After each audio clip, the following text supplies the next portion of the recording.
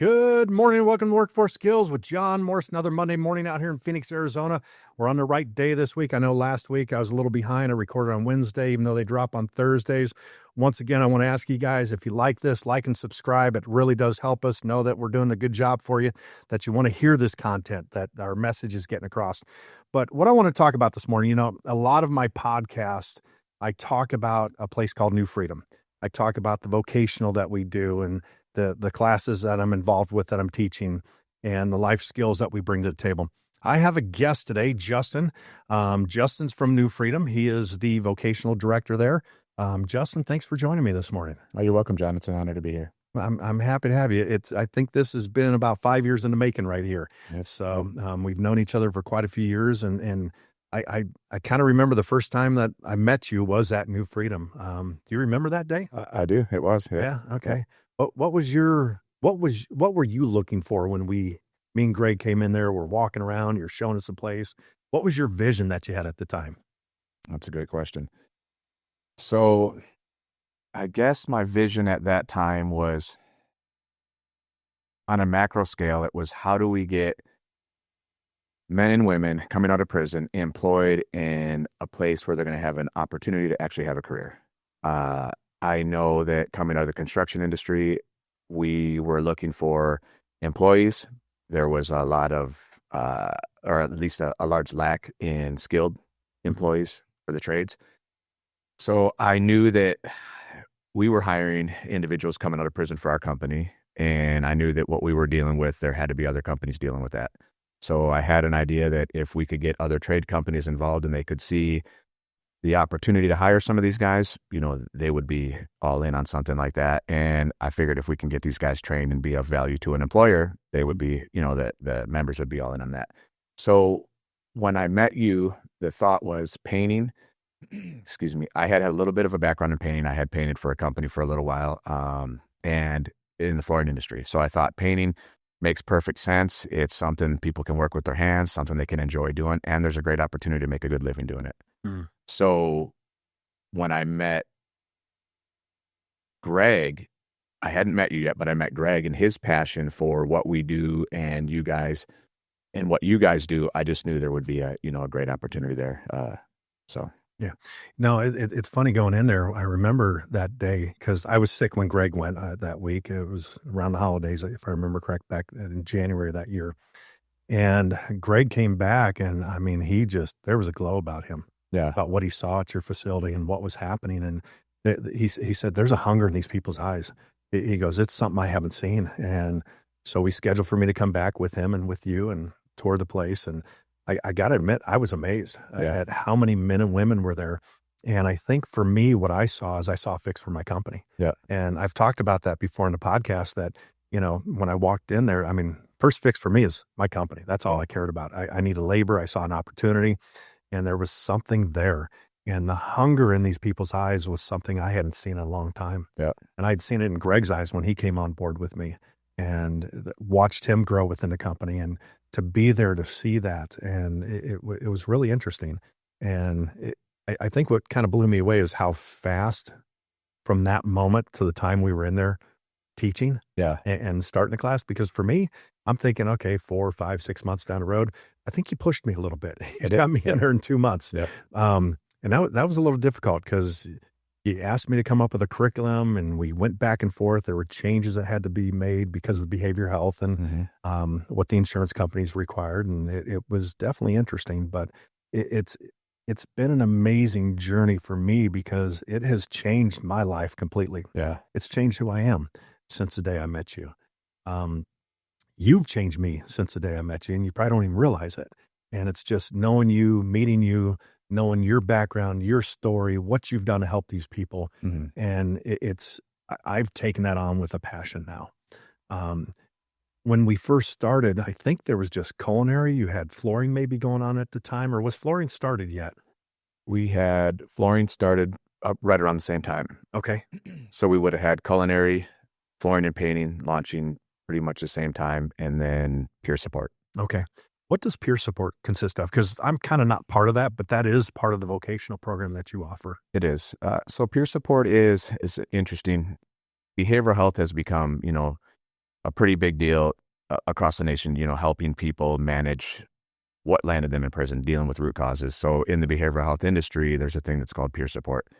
That's somebody with lived experience that has basically walked through the same shoes. So if I've been to prison, I'm a peer of somebody getting out of prison. Well, I've got my life in order. I can come back and help peer support them through it. So I'm bringing my story of strength and hope and how I did this. And it's designed to create hope in them and kind of help walk alongside them to get through the process.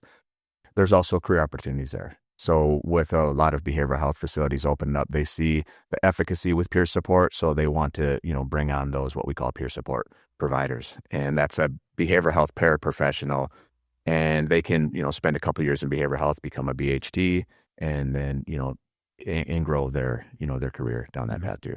So without going into the peer support as a behavioral health professional, there's still a lot of value in that because employers want to hire peer supports to help bring this demographic into their company and integrate them successfully. So they learn a lot of different things in the behavioral health side, pro-social behavior, motivational interviewing, different things like that. So the way I see it, in my opinion, I think somebody with that lived experience can probably help someone better coming out of the system than someone who's just got a degree because they understand it, they've walked it, they've lived it. Now, how does their training compare to somebody that goes to school, earns a degree that can get this? Or is it kind of the same? So very interesting there, dynamic. They both complement each other. Mm-hmm. I don't really think one is better than the other. Mm-hmm. I think you need both. A lot of behavioral health paraprofessionals may think that you don't need the peer support, and then a lot of peer supports think that you don't need the behavioral health professional, sorry.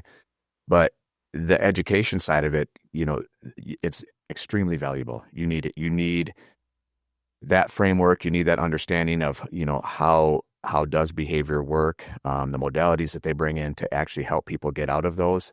But then you also need the peer because they build trust. So if I have gotten out of prison and I'm going to go see a therapist, there's a length of time to build that trust. I'm probably going to feel maybe intimidated by you. You've got a master's degree or maybe a doctorate and you're educated. You're coming from a different social economic class. But if I have a peer there that's walked in my shoes, I can connect right away. Mm-hmm. So that peer can give credence to that behavioral health professional, and we can do a lot more work in a less amount of time. Mm-hmm. So it's extremely important to have both. I think in the beginning for myself, when I started volunteering at New Freedom and teaching the classes that I was involved with, I think over a period of time, I disagreed with clinical. I disagreed with some of these people on what their beliefs are or how they thought. And I'm sure they disagreed with me and how I was teaching and what I was bringing, because I was trying to bring real world and I'm an employer and they're bringing the clinical side. I think now, as I look 4 or 5 years later, my thought process is completely different. Mm-hmm. And I do think both sides need to be a part of it, and it has to be aligned. I think you're always going to have a little bit of the butting of the heads of the two sides. That's always going to be there because some people think differently. Mm-hmm. But if you can get both sides aligned, I think the plan for the member, the patient's success is 10 times greater if you have both working together, because I see in the construction industry, for every 50 people leaving the construction industry, there's only 2 or 3 people replacing it. Yeah. And where is that labor? Where is that manpower going to come from? It's not out there. The younger generation just doesn't want to do physical labor. They don't want to do manual labor. And for the men and women coming out of the system, I think this is perfect for them. It's a great opportunity. So you started with the peer support, the culinary, you had the flooring, the painting.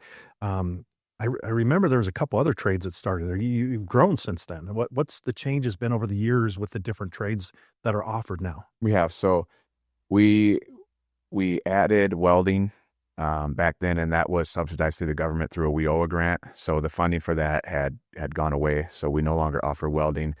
We added electrical, kind of like you. We have what we call a community partner, an employer, a company that comes alongside and works with us on a large scale that would hire, in volume. So the electrical program was launched, and we added a framing, another with a community partner as well. Framing company came alongside and helped us launch that. And so we have the painting, we have the framing, we have the electrical, we have CDL, we have behavioral health, peer support, and we help with GEDs, which is extremely important to get them into the behavioral health peer support roles. And then we have a business admin class, which is at the women's facility. We're working, it's kind of in the beta testing model right now. And then we have culinary. So when I first came there years ago, you had men and women in the same facility. We do. You've grown so much now that you guys bought another hotel and made that the women's facility now, right? We did, yeah. Okay. And we always knew that was the plan. We knew that, this comes with a certain amount of difficulty to house men and women together right after they came out of prison. Sometimes they may think they found their soulmate, and maybe they have, but more often than not, they haven't, and it disrupts their programming. We have a short amount of time to get a lot of work done, so we're a really fast-paced, unapologetic about the tough program. It's designed to be tough. It's designed to get you from a static environment, ready to launch into the workforce, into society, with a head full of steam. So but at the same time, you need to be able to integrate men and women, because you have to get come out of prison, which is, obviously you're not with opposite sex, and then, be able to operate in pro-social behavior with them. So what we wanted to do was be able to bring them back together on a smaller scale. So with the trades, if you're going to be in painting, you're going to work with men, and if you're a woman. So we bring the women over for the trade program on the weekends and a couple nights a week to help integrate them a little easier. The women's facility, it's much better programming for them to be, without take the men out of the equation. So sure. Yeah. No, and for me, I've got quite a few women working for me painting in the field. It's a great trade for women to get involved into. And it's interesting how some of these women are better painters than the men. Yeah. They have a better eye for detail. So I really enjoy having that in the class. We have one young lady in the class right now that this class just ended. And halfway, so we do something where we bring in our application for our company, and page 1, it has our mission statement, our core values. And I think 2 weeks into our class, she's already got my mission statement memorized for my company. That's incredible. And that's what I'm looking for. I'm looking for the motivated people, the people that want something more, that are driven, that they're tired of failing. They're tired of the old life. They're there to make a change. For me, what I see in the men and women there is they've made a commitment. And it's 90 days in the program, if I'm correct, right? Roughly 90 days. So they've got 90 days in this program to kind of figure out what they're going to do, regardless of whether they came off the streets, out of drugs, out of prison. This is their opportunity to figure their next step in life. And you guys are giving them that platform to do that. What about men and women that don't have a birth certificate, social security card, driver's license, and those are things that are necessary to get a job? Yeah. Do you guys help with that in the facility? We do. So I want to back up just a little bit to paint this picture a little clearer. So as a nation, we've mass incarcerated people. I don't think we were doing that with ill intent. I just think it just became that. So in that process, if you are, how would I say this? If you are a private prison and your goal is to keep your beds full, you're going to have different systems in place that keep people coming in there. You have to, project how many people you're going to have coming in there. So you start to make these laws, mandatory sentencing laws. So you lobby legislators and you get these laws passed. So, theft of means, which is stealing a vehicle, is going to give you 5 years in prison. So they know that we have, and these are just, random numbers. I don't know that these are accurate or not, but say we have 30,000 stolen vehicles in a year and we catch, 10,000 of those. We know that we're going to have 10,000 individuals in prison for 5 years. So you can figure out how many beds you're going to have full. Well, through that process, people also get out, and there's certain structures that are set in place. They need to get a job right away. So I have maybe a week, 2 weeks to get a job. I go to a sober living house, because if I've gone to prison, I've more than likely lost most of my support from my family. They're fed up with me. Most people are not going to be there unless they know that I've changed. So you get out with a little bit of support and a little bit of money. You have no driver's license. Usually you've lost your driver's license. You have a bunch of fines. You usually have lost your birth certificate, your social security. You've lost pretty much everything. So you get out, you go into what they call sober living or a halfway house, which is usually they're drug infested. And you're told you have a week or two to get a job. Well, how do you get a job if you don't have a driver's license or a birth certificate or any of your I-9 documents, and you don't have a way to get to work? You're set up for failure. You're set up for failure. So what happens is it's just this continuous cycle. So you get out, you end up at this halfway house, somebody there selling drugs, you have to come up with some money because you have to try to, pay your rent, because if you don't pay your rent, then you're going to get kicked out of the halfway house. Mm-hmm. So it's like all these things are working against you. And as humans, a lot of times we'll take the, easiest route, or just out of self-preservation. We don't want to go back to prison. So we're going to do whatever it takes to stay out of prison. So what happens is they end up selling drugs or doing whatever, and then they end up right back in prison. So this program was designed by people that have actually walked in those shoes. They know what it's like to get out of prison without a social security card, without a birth certificate, without a driver's license, without a job, without support. So yeah, we've baked all that stuff in the cake. We're going to help you get your driver's license. We're going to help you pay off your fines. We're going to help you go through that whole process of whatever that takes to get your driver's license back, to get your birth certificate, to get all of your I-9 documents. And we're going to be there to give you a little bit of a push. But we call it, it's not a handout, it's a hand up. So we're helping you go through the process yourself. We're teaching you the steps to take, how to do that. So to answer your question, it's kind of a long way to answer it, but yes, extremely important. We do all of that there. No, that's amazing. It's interesting because I push that in the class that I teach there on Monday and Tuesdays, that you guys need a driver's license. That little piece of plastic is freedom, and that's going to help you get a job. It's going to help you get to and from wherever you need to get to. It gives you an opportunity to eventually get in a company vehicle if that's a possibility. And I love when somebody comes in class about halfway through or towards the end, they'll be like, John, I got my driver's license. It's exciting. Everybody claps for him. Yeah. Because that's an accomplishment for everybody. We've had a few people come out of New Freedom that I've actually helped, that it didn't happen at New Freedom because they didn't push themselves, or they didn't, because you guys aren't pushing it. I mean, you let them know it's there, but they have to take the initiative to want to get it.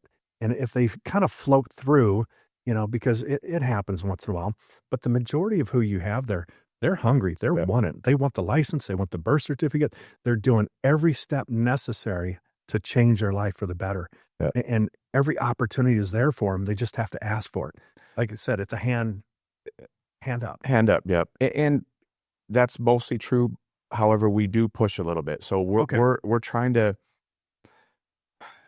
build that hunger and that appetite for success in them. But at the same time, we don't want to do that for them, but they have to know it's possible, right? So a lot of times, though, it's interesting. Even my son, he's 16 years old.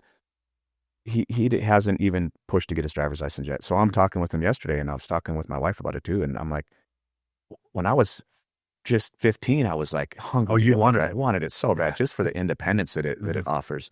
And I see that my nephew, he's going to NAU this year, and he still hasn't got his driver's license. He just started driving. He's 18. Oh my goodness. He just started driving with his mom, working on getting his license. No desire to get it. So we want to create that desire. And a lot of these guys, they've never even had, never even driven a car legally. They've never had a driver's license. So they don't really have the hunger because they don't believe it's possible. Yeah. So we want to let them know, for one, it's possible. We want to push them to get it. And we also will let them use our vehicles to train to drive, teach them to drive. We do the whole process with them, but we push, we bring it up a lot. And, but essentially it really is on you. You know what I mean? You have to start taking the steps. We just try to create the appetite and the hunger, and then have the resources and tools there to help you do it. As far as the members that go there, or we call them members. Correct. I mean, that's what we call them. Patients, whatever the case is. Members. Out of the members, what is the success rate that you guys have? Because this is new. I don't think there's anything like this across the country I've ever heard of or seen what you guys are doing. And it's amazing. But what is the success rate of men and women that are continuing down the right path, that aren't getting locked back up, not going back to the streets? I know you can't save everybody, so there's got to be a certain percentage that you do lose. But what does that success rate look like for New Freedom? I'm so glad you asked that, John. We have the best success rate at this across the nation right now. You're correct. There is nothing else like this across the nation. There are a few other programs, what they call therapeutic communities. They're usually like a year long, and they do really good work. But and after a year, 2 years in those programs, I don't even know what their success rate is. But typically across the nation, we're around 50-60% recidivism rate. So that means about 50-60% of the people that leave incarceration, and there's, some people say different things, but I think that's pretty accurate. 50 to 60% of the people that leave incarceration will reoffend within 3 years. And that's called the recidivism rate. That's the metric. It's a 3-year metric. Our program, and we use a 4-year metric. So after 4 years, 7% of our members would reoffend. So basically what that means is we have a 93% success rate, give or take 92 and change, but about a 93% success rate after 4 years. And then even better than that is about 60% of men and women getting out of incarceration are unemployed after a year, which, I mean, that's just staggering right there. In order to stay out of prison and be successful, you have to have a job. Oh, definitely. You have to, provide for your family, you have to provide for yourself. 60% are unemployed after a year. Out of our program, 91% are employed after 2 years. So we've had an independent company come in. It's a guy who is company, they sit on the advisors board of the governors. They came in and audited our program just to see where we know where we're at, where we believe we're at, but these are their numbers. And another thing interesting to this is an extremely conservative number. It's higher than this, but I have to say the conservative number just to make sure that we're always accurate on this. But for every dollar spent on our program, it returns $5 back to the taxpayer. This is in GDP created in society out there. Also, there's no more adjudication fees and costs and stuff like that go into reincarcerating these people. You'd have to go through the whole process. Plus, it's a burden on society. So a typical individual that would come to our program or that gets out of prison, they probably are involved in 10, 15 felonies a day. They live essentially they're career criminals. So they're breaking the law all day, every single day. They're only getting caught for a small percentage of these. So you're taking all of that out of society by helping them get, reintegrated successfully back into society. So, I mean, it's a huge impact. And another thing we're trying to measure is, how not just are they staying out of prison, but how successful are these individuals doing? How are they doing out there? And we've got individuals that are, some of them they're climbing corporate ladders, which has been unheard of. We had a company that they were hiring in volume out of our program, and they got bought out by a private equity. Private equity has their own set of rules, and 98% of organizations, they do background checks. And a lot of times these are going to lock people out of the workforce. So because of the individuals that they have hired out of our program, they had, basically a proof of concept that these were very valuable to their organization. They changed some of their guidelines and loosened up some of their regulations. So they've allowed these individuals to actually get into higher leadership management positions in their organizations, which is a really big deal. So we've got, our graduates are out there leading roles of companies. Some of them are out there starting their own companies, all different size and shapes, I guess. Yeah. No, it's pretty cool. I've got my version or my opinion of what I think is the reason for the success of New Freedom, and I'm sure you have yours. And I think we're both biased to it. It is the vocational program. It's, and I'm not trying to discount the behavioral health side of it or anything else, but I think you hit it on the head when you said they're getting jobs. And the two things I think that people think about when they come out of prison is, where am I going to work and where am I going to live? No one's going to hire me. I got nowhere to go. I'm back to the streets. So what do? You go back to the same old lifestyle. Yeah. And I think you guys have changed that completely for men and women coming from their past or where they've come from. So, I mean, I believe that the vocational program is a huge factor to the success. What do you see? I mean, is it that, or is there a combination, or? I would love to say, and in the beginning, I did think it was a vocational program. However, I know that it's not just the vocational program. I know that it's the whole system itself. It takes all of it. Here's a great example. There was an organization that brought a vocational training into the prisons, in Buckeye Prison. They spent about 8 months working on this program. The owner of the company invested himself $80,000 into it, ran it for 8 months, and his return on that was 2 employees. None of them lasted longer than 2 weeks. So there's and for the member, it's, that's I need a job and I'll be fine. If I can get a job, I'll be fine. There's a lot of root causes that land people in prison that have to be dealt with. There's a lot of trauma. There's a lot of maladaptive behaviors. They're just growing up and living in that environment. You don't know how to pro-socially interact with society. And in the beginning, this is a great example. What we called our kind of behavioral health work skills class was the not so common sense class. I mean, between me and you, because it was, it's common sense to me, it's common sense to you, and it's common sense to most of society. However, if you haven't been involved in that part of society, which is the workforce, it's not common sense to you. Yeah. And on top of that, if you've always used drugs or ran away from your problems or had, maybe like a victim mentality mindset, you're looking at everything else is the cause for the position you're in. You're not taking accountability. So these are all learned behaviors. Accountability is a learned behavior. Becoming responsible and learning how to deal with problems. These are all learned behaviors. Well, if no one teaches you that, you come from a broken home, you don't have a father, maybe you don't have a mother, maybe you don't have either. You're raised on the streets. How are you going to learn these things? So the reason I think, of course, the vocational program is extremely important system, big picture thinking. But so is the clinical side to it. Mm-hmm. It's extremely important. So is the peer support side to it. Mm-hmm. I think that's where what sets us apart and makes us successful. So we don't really do anything really new, I guess. We just brought everything under one roof. Mm-hmm. And we do it all together. So we've integrated all of it. So there's vocational schools out there. You can get out and go to vocational schools. Traditionally, people coming out of prison don't usually end up in them. And if they do, a lot of times they're not successful. There's behavioral health facilities. You can go in there and get your behavioral health treatment. You can go in there and get your therapy. A lot of times people coming out of prison end up there and they don't end up very successful. There are, there's housing places, and we house them as well. You could go there and get a place to live and go get a job, and traditionally not very successful. If 60%, 50% are ending up back in prison within 3 years, something's not working. But we brought everything under one roof. And then another key ingredient is love. We care. Mm-hmm. We really care about the success of our members. Mm-hmm. 80% of our staff have been to prison or at least have come out of addiction. So they're peers. We're a peer-led organization. So extremely important to us. I love the first thing you tell somebody when they walk through the front doors. Welcome home. Welcome home. Yep. That's huge because some of them have never had a home. Yeah. So this is a new, fresh start for them. I think for me, when I was there a couple of years ago and I left for personal reasons, and then you came back, we started talking, and now I'm back there teaching again. I remember walking back in there and it gave me goosebumps. Mm-hmm. I felt like I came home again. Yeah. It's a weird feeling, and it's a great feeling at the same time that I get being at New Freedom and being around everybody there and being able to teach them and speak in class. It means a lot to me. I've really struggled over the last few years. It's for me, I always think about what my why is. Why do I do this? And for me, it's been an interesting journey because I thought in the beginning I was trying to fix my company, and then I was fixing the industry, and then it was helping these men and women. And then I feel like I owe a debt to society. I'm trying to pay back for anything wrong that I've done in my past.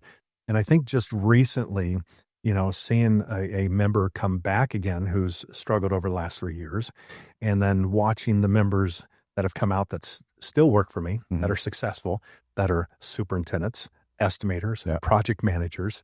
It's amazing watching that. And I think I just here recently in the last month or so, I've realized the true meaning of what my why is. Mm-hmm. And my why is the guys that are working for me right now. I'm looking at the people in class right now that are 3 years behind some of these guys that work for me. Yeah. And I'm seeing where they can be in 3 years and how I'm going to get them there. But the crazy thing is, part of being a good leader is building more leaders, yeah. and teaching them to lead. Yeah. And that's what is being created through New Freedom, whether anybody there realizes it or not. You're creating future leaders to create more leaders that are, it's a ripple effect. Yeah. It's amazing. It's like throwing that pebble in the pond and you watch that ripple go and go and go and you don't know where it's going to stop. Yeah. That's what we're doing right now. And it just continues. And when I see the guys that currently work for me that came out of the program, they are some of the most successful men and women working for me right now. I will take men and women coming out of New Freedom, out of the vocational program, 10 times quicker than I will someone walking through the front door. Yeah. They work out better. They have something to prove, I think, is what I'm noticing. Yeah. And I'm sure you've seen that too. That they want to prove that they can do this, and they're not going back to that old lifestyle. Yeah, and that's huge for me. That's been it's been exciting to watch it as the years have gone on. Where do you see New Freedom in a couple of years? And I'm sure the vision back then, there was a vision, but like my company and what we do, my vision's always changing. I always want to get bigger. And what's the next step for New Freedom? Where do you guys go from here? So you said a lot right there. I want to hit on a few things. No, it's great. I don't want to skip past. There's one thing that you hit on that it's important to me, and I think it's valuable. It's the why. Mm-hmm. So a big piece of what we do and how impactful that is and what that actually does for you when you work there. There's nothing like it. It's incredible. In the beginning, I'm a Christian sold out believer. And traditionally, in the church, there's a lot of, go down and, we want to help give back. How do we help the poor? How do we, feed the hungry? And we did that. And I was a part of this group that would go down there and feed the homeless. And meeting them, a lot of them had the response. They knew more about the Bible and God than I knew. You know what I mean? I was like, wow, that's incredible. And some of them didn't really want help. They were all right to take the food, but they didn't really want help. And for whatever reason, I don't know what the reason was. But what I realized there is we're only affecting the fruit. So we're not doing anything to address this issue. What I've learned now is, it's basically upstream thinking. So we're not dealing with the root cause of any of these problems. And it put a pit in my stomach. So I was like, of course I want to help people and I want to come down here, but I also value my time. It's extremely valuable to me. And I want to return on anything I invest in, especially my time. So if I'm going to go down here and just feed somebody every day, what's the return? If it's not changing society, it's not helping society, it's not changing anything. They're going to sit down there and then eventually that grows and there's more food and more resources poured on it and nothing's changing. New Freedom's the opposite. It takes time to see the result. What you're seeing now, 3 years later, it takes time to see the result. You don't see it all right away, but it's upstream thinking. So it's affecting these guys. So they're not going to end up over there on the streets that need people bringing them food or bringing them, resources. They're actually going to be out there. And then what happens is because they've been there on the streets, they will help support those people. A lot of them go out there and feed the homeless and they just do it because it's something they enjoy doing. So that piece of it, the why and how big of an impact that makes is extremely important. And it's an incredible feeling to actually have a purpose in life for what you're doing. And it affects society on a macro scale. And then, sorry, I just want to hit on that. And what was the question? It was, where do you see New Freedom in the future? Where does this go from here? Because right now you're just in the state of Arizona. It was one facility. Now you have 2 buildings. Yeah. What's the continuation? So New Freedom, I am thoroughly convinced will be in every state in the future. We will not scale that fast. We're really focused on getting everything in order. How does this unit work? How does this system work correctly? Focused on our efficacy, focused on having everything ready to scale. And then, and we're looking at other states right now. The need is great. I mean, we've got different states reaching out to us saying, can you bring that here? We need that here. And we will. The need is so great across this nation. However, we just want to make sure that we do it correctly. So we're really focused on, we have our men's facility, we have our women's facility. There's a possibility that we have and I believe we'll have an outside trade school, a standalone school for vocational. And then there's also, a possibility that maybe we have an apartment complex for aftercare housing or something like that. But there's a few different things we're trying to, just really figure these things out. And then just get everything we're doing at a level of excellence right now. We're always trying to get better at what we do. So once this hits, I believe that we'll scale across this nation pretty rapidly.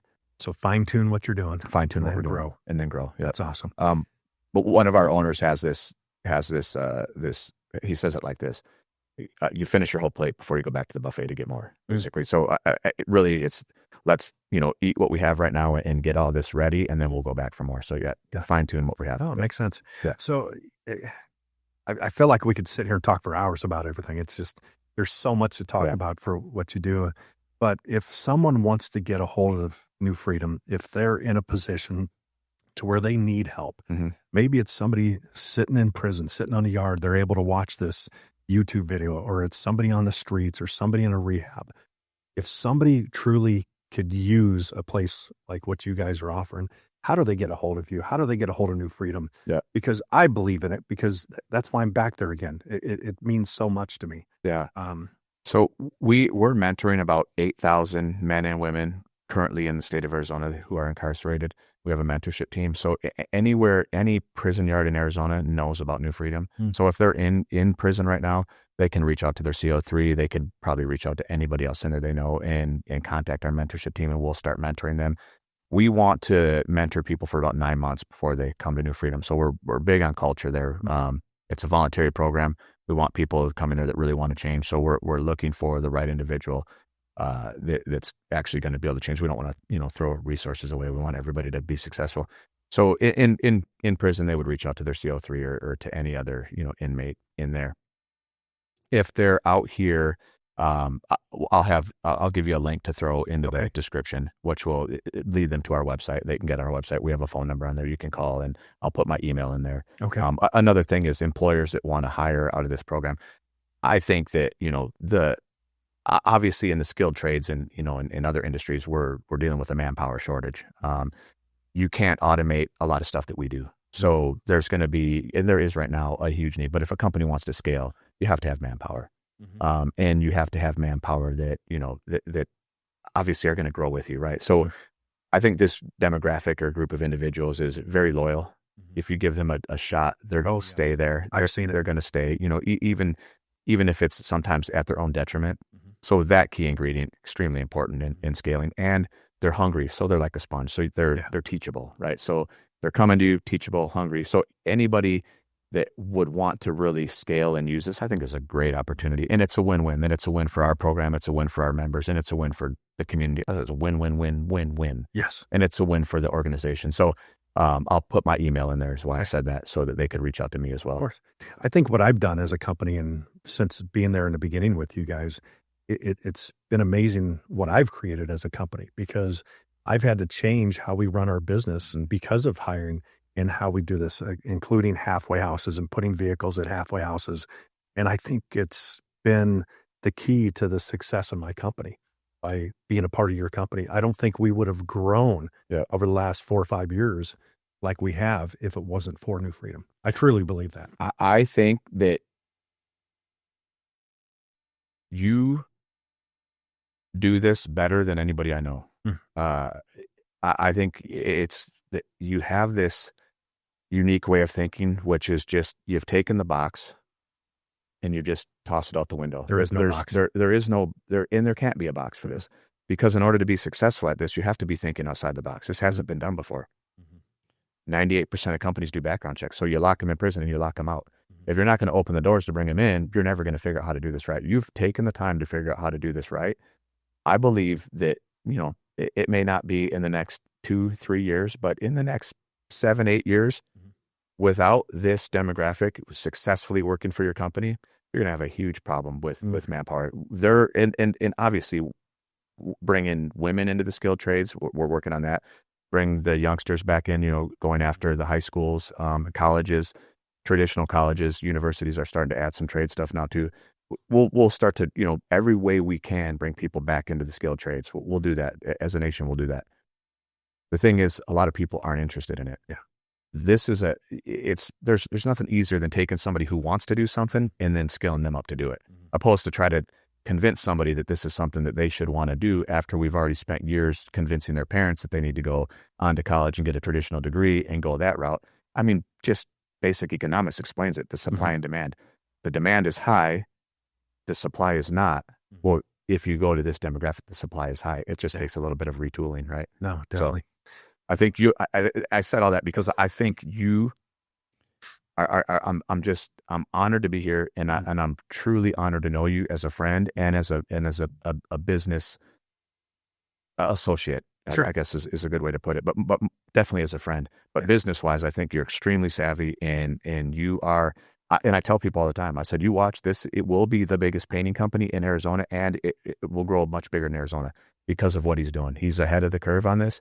And I've seen it happen right now. You guys are amazing. Oh, yeah. You guys are amazing. I mean, you really are. You're amazing. So thank you. No, it's been an honor to have you on here. For everybody out there, we're going to post on every site how to get a hold of Justin, how to get a hold of New Freedom. If you want to be a part of this, if you need help, if you're out there and you don't know where to go, you don't know what to do, if you have an addiction, or if you're coming out of prison, this is the place to go. It can change your life as long as you want to change your life. That's what it comes down to. Nobody can make you do anything unless you want to do it. For the people out there that own your own company, I'm telling you right now, this has changed my company 100% since I started with this program and working with Justin. The loyalty of the men and women that work for me, the amount of employees that we've grown, I could not have grown at the pace that we're at if it wasn't for New Freedom and what they had to offer and me being a part of that. If you want to learn more, if you want to learn how to do this, if you want to learn how to be a part of this program, maybe we've talked about different trades in here and you own a company that's not part of these trades that we've talked about, and you want to help create another class for this. Justin, you'd be open to that, wouldn't you? If Absolutely. We're launching an HVAC program right now. Oh, great. It should launch within the next couple of weeks. Just for that, the demand is so high. There's been so many companies that have asked, we really need people to come into this industry. And so we surveyed the individuals incarcerated and our members, and it came up very high as something that they would want to do. So yeah, we're whatever makes the best sense, low barrier to entry, great opportunity for career path. We're open to it. If there's a need, we're going to Yep, we're going to help fill it. And we're just looking for win-wins. Our members win and the organization wins. So, we might like relationships that have some longevity to them. Justin, thank you for joining me today. This was an honor to have you on here. Guys, gals out there, whoever's listening, like and subscribe. If you want to be a part of this program, if you need help, reach out to us. We're here to assist. We're here to teach you. We're here to guide you. We don't have all the answers, but as a collective, as a group, we figure out a way to make things happen and we solve the problems that are out there. And I think right now what we're doing is we're solving the problem with men and women being successful out there. Yep. We're making it so they can be. We're solving the problem for the industry, for people who own their own companies that can't find a labor. We're making it happen.